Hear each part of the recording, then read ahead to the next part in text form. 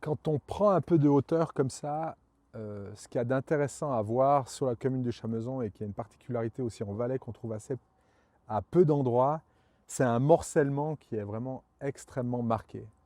On a plein de petites parcelles qui s'imbriquent les unes dans les autres, plein de vignerons différents qui travaillent et au niveau environnemental, c'est extrêmement riche parce qu'on travaille tous d'une manière un peu différente. Il y a des gens qui vont laisser des herbages, il y en a d'autres qui vont travailler un peu leur sol, des fois travailler le sol un rang sur deux.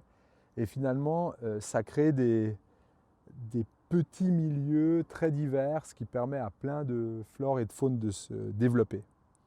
On voit aussi, et ça commence, c'est un peu un balbutiement, on commence à voir aussi cette monoculture, parce que c'est vraiment très monocultural, hein, c'est de la vigne à perte de vue. Commence à voir s'établir quelques arbres hauts, quelques bagnodiers qui ont été plantés, qui créent aussi un peu de diversité. C'est voué à encore s'améliorer, je pense. Je pense que ça serait très beau d'avoir des haies qui se prolongent de la plaine à la montagne pour essayer de faire des couloirs à faune. Faut peut-être attendre encore un peu, que les vignerons, que les générations changent, et puis ça va se faire. C'est sûr que ça va se faire.